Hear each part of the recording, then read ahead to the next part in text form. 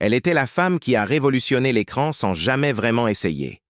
Une tempête de boucles blondes et de sensualité assumée, Brigitte Bardot a réécrit les règles de la célébrité, puis s'en est détournée.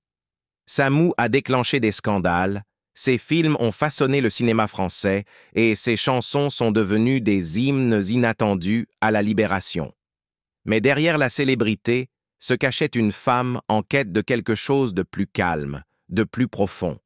Aujourd'hui, à 90 ans, elle vit entourée non pas de caméras, mais des créatures qu'elle a juré de protéger. Comment a-t-elle dépensé sa fortune? Qu'est devenue l'icône une fois les projecteurs éteints? Et à quoi ressemble sa vie en 2025, derrière les grilles de son refuge tropézien? Construire une fortune grâce à la beauté et à la rébellion. Brigitte Bardot n'a jamais suivi le scénario que les autres avaient écrit pour elle. Née le 28 septembre 1934 à Paris dans une famille catholique bourgeoise stricte, elle a grandi dans un monde mêlant privilèges et contraintes.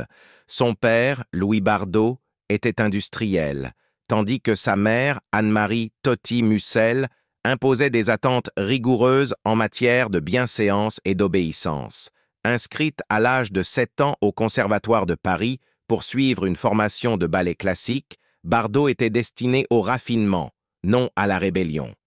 Mais dès son plus jeune âge, elle se sentait prisonnière. Une cage dorée, même luxueuse, restait une cage. À 18 ans, sa vie prit un tournant radical lorsqu'elle épousa le jeune cinéaste Roger Vadim. Leur romance juvénile scandalisa sa famille conservatrice, mais elle devint la matrice de sa légende cinématographique. En 1956, Vadim la dirigea dans Et Dieu, créa La Femme, un film sensuel baigné de soleil, tourné à Saint-Tropez. Le rôle fut explosif, ses danses pieds nus, son corps libre, et son refus de la honte bouleversèrent les conservateurs et électrisèrent une génération d'après-guerre avide de renouveau. Brigitte Bardot n'était plus une débutante parisienne, elle était devenue une icône mondiale. Dès lors, le phénomène Bardot déferla sur l'Europe et les Amériques. Elle enchaîna les tournages à un rythme effréné durant les années 1950 et 1960, collaborant avec des réalisateurs d'élite comme Jean-Luc Godard dans Le Mépris, Henri-Georges Clouzot dans La Vérité ou encore Louis Malle. Son charisme semblait inné, sa sensualité naturelle. Elle devint le symbole non seulement de la beauté, mais aussi de l'insoumission, une femme qui, à la différence de tant d'autres, exigeait d'être vue selon ses propres termes. Et cela paya, au sens propre.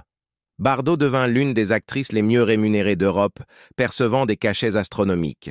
Pour Le Mépris, on estime qu'elle a touché environ 500 000 francs, une somme énorme en 1963.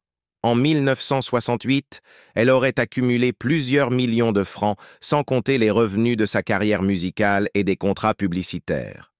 Ses projets musicaux, souvent dénigrés par la critique, connurent un franc succès commercial. La Madrague, en 1963, s'est vendue à plus de 100 000 exemplaires, et son duo Bonnie and Clyde avec Serge Gainsbourg est devenu culte à travers l'Europe. Mais ce qui frappe le plus, c'est ce que Bardot a refusé. Elle rejeta à maintes reprises les offres d'Hollywood, même lorsque les studios lui proposaient un chèque en blanc. On la courtisa pour jouer aux côtés de Frank Sinatra, Marlon Brando ou Elvis Presley, et on lui proposa des rôles dans The Pink Panther ou My Fair Lady. Elle déclina tout. Pourquoi? Parce qu'elle ne voulait pas quitter la France. Elle ne voulait pas devenir une version d'elle-même façonnée par d'autres. Malgré sa popularité immense et son potentiel commercial, Bardot s'intéressait peu à l'accumulation ou à la gestion de sa richesse. Le biographe Yves Bigot dira plus tard « Si la fortune de Bardot avait égalé sa célébrité, elle serait milliardaire aujourd'hui. » En effet, elle aurait pu bâtir un empire, mais elle n'en voyait pas l'intérêt. Son argent fut investi dans ses propriétés, les animaux et ses passions personnelles, pas dans des portefeuilles d'actions. À la fin des années 1960, Bardot possédait non seulement la légendaire villa La Madrague à Saint-Tropez, mais aussi la Garrigue, une seconde propriété nichée dans les collines au-dessus de la ville, ainsi qu'une petite maison à Paris. Elle conduisait des voitures de luxe comme une Rolls-Royce Silver Cloud blanche de 1962, une Jaguar Type E, et fut souvent photographiée dans sa Maserati Sebring, autant de symboles de son opulence mid-century. Pourtant, elle portait cette richesse avec légèreté, apparaissant parfois pieds nus, même dans sa Rolls. En 1973, à seulement 39 ans, elle choqua le monde en annonçant sa retraite du cinéma. Elle tourna son dernier film, l'histoire très bonne et très joyeuse de Colino Trousse-Chemise, et disparut à jamais des tapis rouges. La raison? J'ai donné ma jeunesse et ma beauté aux hommes. Je vais donner ma sagesse et mon expérience aux animaux, déclara-t-elle. Ce fut le début d'une nouvelle vie, financée non par de nouveaux revenus, mais par la fortune qu'elle avait discrètement bâtie à travers la rébellion. De milliardaire potentiel à millionnaire réticente, l'histoire financière de Bardot n'est pas celle de la maximisation de la valeur, mais celle de sa redirection, des plateaux de cinéma vers les refuges animaliers, des contrats de disques vers des causes morales. Dans un monde obsédé par le luxe pour le luxe, elle a traité l'argent non comme une récompense, mais comme un outil. Et ce faisant, elle a fait de sa fortune, modeste selon les standards des célébrités, quelque chose de bien plus durable que la célébrité. Transformer la Madrague en sanctuaire de solitude. Blottie sur la côte d'Azur, à l'écart du tumulte glamour de Saint-Tropez, se dresse une villa devenue aussi emblématique que sa propriétaire. Connue sous le nom de La Madrague, cette demeure blanchie à la chaux surplombant la mer est bien plus qu'une maison. C'est une forteresse de paix. Bardot acquiert la propriété au début des années 1950, alors que Saint-Tropez n'est encore qu'un village de pêcheurs endormis. À l'époque, le terrain est modeste, la maison sans prétention. Mais au fil des décennies, tandis que Bardot se retire de la scène publique, la Madrague devient un havre, non seulement pour elle-même, mais aussi pour des centaines d'animaux abandonnés. Elle y laisse rarement entrer les caméras, privilégiant la discrétion au luxe. Pourtant, on sait que la Madrague est entourée de jardins luxuriants, de terrasses ombragées et de clôtures conçues non pas pour tenir les gens à distance, mais pour protéger les dizaines de chiens, chats, chèvres et même cochons secourus qui y vivent en liberté. Beaucoup de ces animaux ont été adoptés personnellement par Bardot, comme son chien adoré E.T., décédé en avril 2024, une perte qui l'a profondément affecté. La Madrague est son refuge depuis plus de 60 ans, loin des salons parisiens et des plateaux hollywoodiens. Et si d'aucuns voient aujourd'hui une propriété immobilière valant plusieurs millions, pour Bardot, elle incarne une métamorphose. Lorsque les financements de sa fondation se sont raréfiés, elle est même allée jusqu'à hypothéquer la villa. Preuve que ses convictions ont toujours primé sur le confort.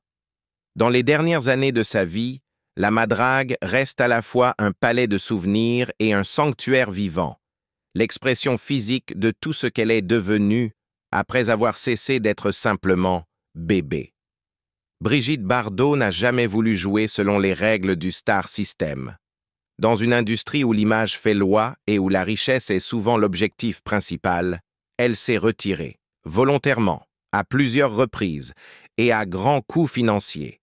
Ce qui aurait fait de certains des milliardaires n'était, pour elle, qu'une perspective inconfortable. Elle n'a pas vendu de parfum. Elle n'a pas prêté son image à des marques de mode. Elle n'a pas licencié son nom pour des produits, des tournées ou des projets hollywoodiens égoïstes. Même lorsque Time Magazine l'a qualifiée de femme la plus photographiée du monde, Bardot a repoussé les offres commerciales qui auraient pu transformer sa célébrité en empire mondial. Dès les années 1960, les studios américains et les annonceurs la courtisent sans relâche. On lui propose des contrats de plusieurs millions de dollars pour apparaître dans des productions américaines, participer à des talk-shows et représenter de grandes marques. Mais comme l'a révélé son biographe Yves Bigot dans Brigitte Bardot, la femme la plus belle et la plus scandaleuse au monde, elle refuse pratiquement toutes les propositions les plus brillantes qui s'offraient à elle. Elle ne voulait pas être achetée. Ses raisons n'étaient pas seulement sentimentales, bien que son attachement profond à Roger Vadim l'ait rendue réticente à quitter la France, mais aussi philosophique. Bardot craignait qu'Hollywood ne l'engloutisse, ne lui vole son autonomie et n'emprisonne la liberté qu'elle avait passé sa vie à défendre. Trop loin, trop dangereux, aurait-elle dit. Je ne voulais pas perdre ma liberté, et je ne voulais pas quitter Vadim. Une telle défiance lui a coûté cher. Selon Bigot, si le succès financier de Bardot avait suivi le rythme de sa renommée internationale, sa fortune aurait été colossale, à l'image de celle de Sophia Loren ou Elizabeth Taylor, qui ont monétisé leur beauté et leur prestige par des investissements stratégiques et des accords commerciaux. Bardot, elle, n'a jamais suivi ce chemin. Aucun conseiller financier ne lui soufflait des idées de revenus passifs, aucun contrat de licence n'était signé, aucune ligne de vêtements à son nom n'était lancée. Elle voyait le mercantilisme comme un piège et ne voulait rien en savoir. À la place, elle a consacré ses moyens financiers à des causes qui lui tenaient à cœur. En 1986, elle crée la fondation Brigitte Bardot pour la protection des animaux, un tournant majeur de sa vie. Pour la soutenir, elle prend l'initiative extraordinaire de vendre une grande partie de ses biens personnels, objets de famille, tableaux, bijoux, meubles sur mesure. Et elle ne s'arrête pas là. Lorsque la fondation traverse des périodes difficiles, Bardot va jusqu'à hypothéquer sa chère villa, la Madrague, utilisant sa valeur pour financer des missions de sauvetage et des campagnes de stérilisation à travers la France et à l'étranger. En 2020, sa fortune était estimée à environ 65 millions de dollars américains, soit environ 54 millions d'euros. Bien que cette somme puisse sembler importante, elle est dérisoire comparée à ce qu'elle aurait pu amasser si elle avait accepté toutes les opportunités offertes. De la fin des années 1950 au début des années 1970, elle était sans doute l'un des noms les plus rentables du cinéma européen. Sa marque, indomptée, sensuelle, iconoclaste, pouvait tout vendre. Mais Bardot traitait la richesse comme elle traitait la célébrité, avec méfiance. En réalité, une grande partie de sa fortune actuelle est immobilisée, non pas en actifs liquides ou portefeuilles de luxe, mais dans l'immobilier et les actifs de sa fondation, qui a reçu l'essentiel de ses dons. Elle a clairement déclaré par documents légaux et annonces publiques que la majorité de son héritage irait à la fondation après sa mort. Son unique fils, Nicolas Charrier, recevra la part minimale imposée par la loi française, probablement une fraction symbolique par rapport à ce que la fondation héritera. Bardot n'a jamais caché que sa relation avec son fils est depuis longtemps distante et que sa loyauté affective appartient d'abord et avant tout aux animaux. Peut-être que la plus grande ironie de la vie de Bardot est d'être devenu un symbole universel de la beauté physique, tout en rejetant presque toutes les voies par lesquelles cette beauté est habituellement exploitée. Elle a un jour déclaré « J'ai toujours vécu selon mes instincts, jamais pour plaire aux autres. » Et cela se voit. Que cet instinct l'ait poussé à abandonner une carrière à son apogée ou à investir des millions dans la cause animale plutôt que dans des portefeuilles immobiliers, sa fortune est devenue un miroir. Non pas de ce que le monde attendait d'elle, mais de ce qu'elle était vraiment. Aujourd'hui, elle vit toujours modestement selon les standards de la célébrité. Elle n'est pas entourée d'assistants personnels ou de chauffeurs. Il n'y a pas de yacht à son nom à Monaco, ni d'empire estampillé Bardot. Mais ce qui subsiste, c'est une forme de richesse morale, acquise non par des revenus passifs ou des stratégies financières avisées, mais par le sacrifice et la conviction. Sa vie et sa fortune sont devenues une protestation, et cette protestation reste son héritage le plus durable. Dépenser des millions pour donner une voix aux animaux. En 1986, Brigitte Bardot prit une décision qui allait redéfinir à jamais son image publique et son destin personnel. À seulement 52 ans, Encore sous les projecteurs et indéniablement riche, elle choisit de consacrer sa fortune restante à une cause que peu de célébrités prenaient alors au sérieux, les droits des animaux. La Fondation Brigitte Bardot, fondée cette année-là, ne vit pas le jour grâce à un soutien d'entreprise ou par vanité de célébrité.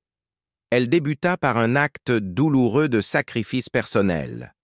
Bardot vendit une grande partie de ses biens privés pour financer sa création.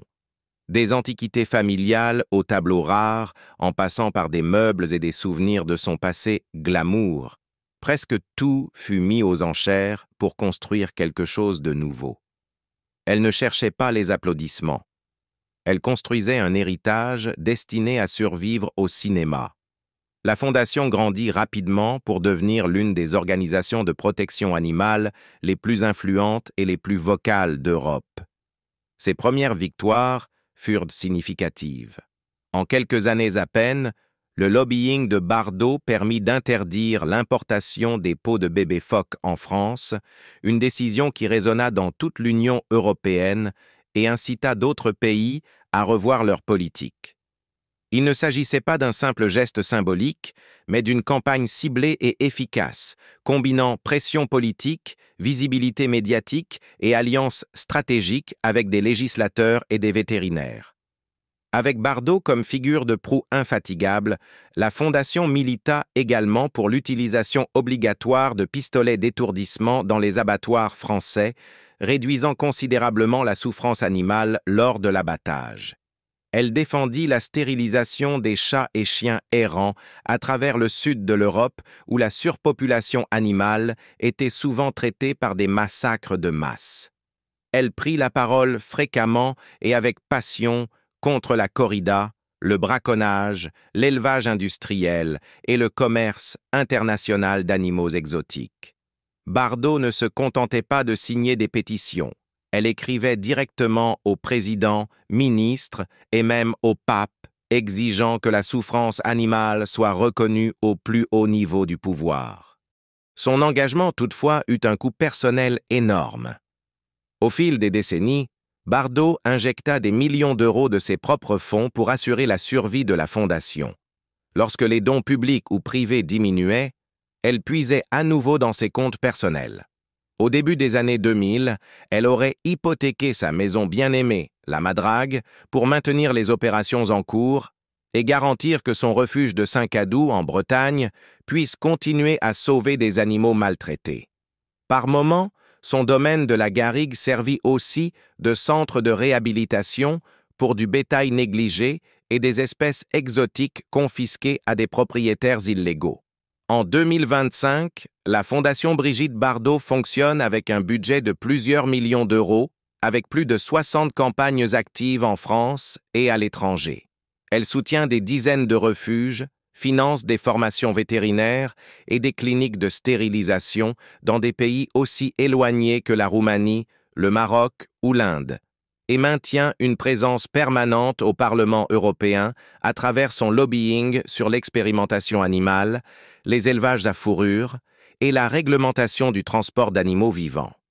Son département éducatif collabore avec les écoles françaises pour initier les enfants à l'empathie envers les animaux et aux responsabilités liées à la possession d'un animal de compagnie. Bien que Bardot se soit retiré depuis longtemps de la scène publique, surtout après une série de controverses liées à ses prises de position politiques, son engagement pour le bien-être animal est resté incontesté. Les critiques peuvent s'opposer à ses opinions politiques, mais rares sont ceux qui remettent en question l'authenticité ou la profondeur de ses sacrifices. Contrairement à beaucoup de célébrités qui associent leur nom à des causes sans renoncer au confort ou à la richesse, Bardot donna presque tout ce qu'elle possédait. Les analystes financiers estiment que plus des 2/3 de ses revenus à vie, peut-être plus de 40 millions d'euros, ont été consacrés directement ou indirectement à la Fondation. Cela inclut les revenus de ses droits d'auteur, de ses biens immobiliers, ainsi que la vente de ses objets de luxe. Aujourd'hui, à 90 ans, Bardot continue de publier des communiqués par l'intermédiaire de la Fondation, et son fils Nicolas Charrier ne devrait pas hériter de la majeure partie de son patrimoine. Le droit successoral français garantit aux enfants une part des biens parentaux. Mais Bardot a structuré son testament de manière à ce que la majorité de son patrimoine, notamment la madrague et les revenus futurs de ses droits, reviennent à la fondation. Cela garantit sa survie bien au-delà de sa mort. Dans les interviews, elle a souvent déclaré que les animaux lui avaient offert la paix que les humains ne pouvaient lui donner. Les animaux m'ont apporté le bonheur que les hommes n'ont jamais su me donner, confia-t-elle un jour à un journaliste. Cette déclaration n'était pas qu'un effet de style, elle était financière. Dans un monde où le succès se mesure souvent en voitures de luxe et sacs à main de créateurs, Bardot a réécrit l'équation. Pour elle, le retour sur investissement se mesurait en queue qui remue, sabots sauvés, ailes soignées et errants stérilisés. Elle aurait pu choisir le profit. Elle a choisi le sens, laisser un héritage au-delà de l'héritage. À 90 ans, Brigitte Bardot reste farouchement déterminée à façonner son propre héritage. Dans une rare interview accordée à Ciné Télé Revue, elle a admis que son anniversaire, le 28 septembre, est pour elle une source d'angoisse plutôt qu'un motif de célébration. « Si vous saviez comme je me fiche de mon anniversaire », a-t-elle déclaré. « Pour moi, ce n'est qu'un jour de plus qui déclenchera une révolution. » Son souhait est simple, que son œuvre lui survive, même lorsque sa voix se taira.